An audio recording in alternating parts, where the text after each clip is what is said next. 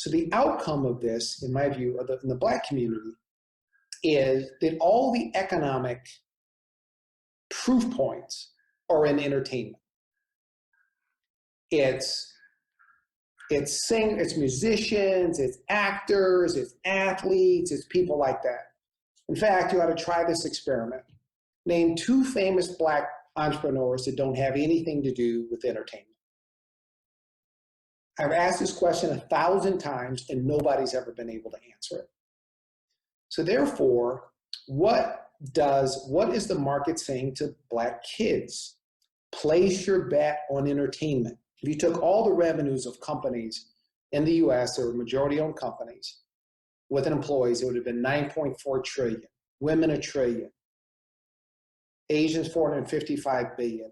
Hispanics, 276 billion, and Blacks, 98 billion. Now, people would say, well, what about education? Well, Blacks in that case have double the educational achievement of Hispanics.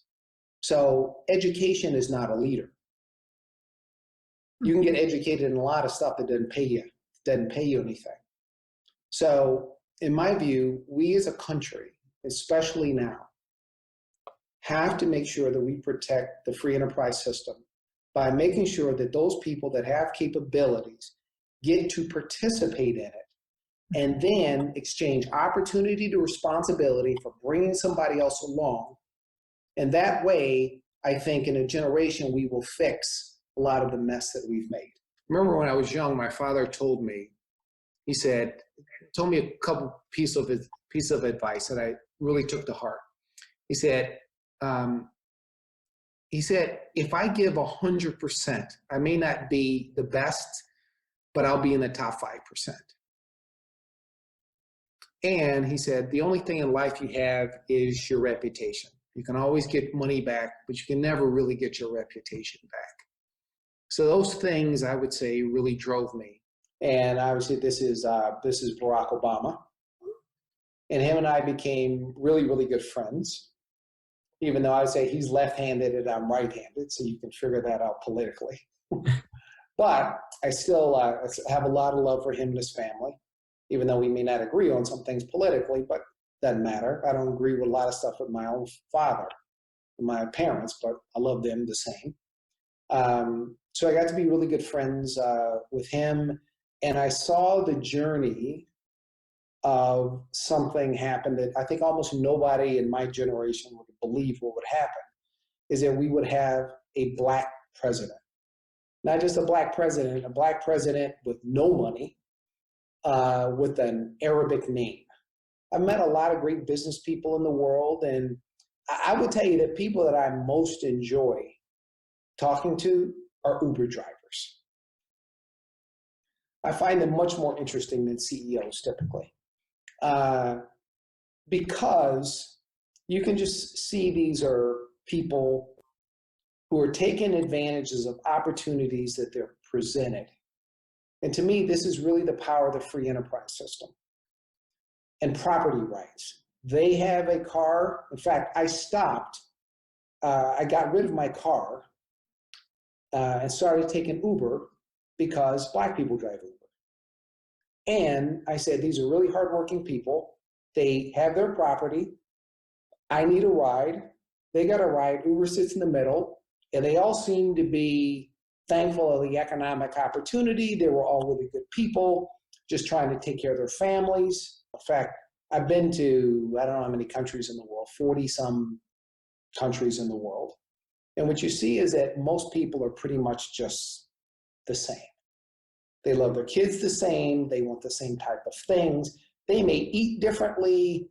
They may, have different religions or things, but they tend to just, be humans and care about the things that we care about. They love their parents and they love their kids, and, their wives yell at them, stuff like that. So I would say I've got really good friends all over the world and people from all types of economic backgrounds. So I don't really get impressed by people's wealth. I just get impressed by people's character. And since I studied the trading of history, you can start to recognize patterns. The time to worry is when everybody is riding high. The time to be brave is when everybody's panicked. That's what I think, like the role of a CEO. As a CEO, you need to be worried when everybody's asking you for a bunch of money and to spend a bunch of money on stuff and isn't life so good. That's a time where you ought to be a little bit cautious. And the time where everybody's panicked and freaking out, that's a time where that's a time of opportunity. You need to tell people, calm down, especially if you have to calm yourself down and get past the fear. One of the things I think that's coming out of this COVID thing is people now have, I would say in some way, retrogressed 30 years where people ate breakfast together.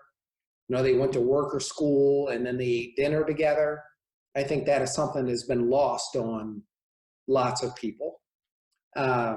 And I think people are going to have to feel now the importance of human connection. Because I think we've been in this technology days for a while where people are confusing efficient communication with human relationships. Relationships are something that happen in person. This is the formula we use, is that results equals the quality of strategy plus execution divided by time. So you always start with specifically what you want to get accomplished. You create a strategy that makes you unique and loved as in trusted in a category by a customer. You create an efficient execution engine, which are people, processes, tools, and facilities. And then you set a time frame.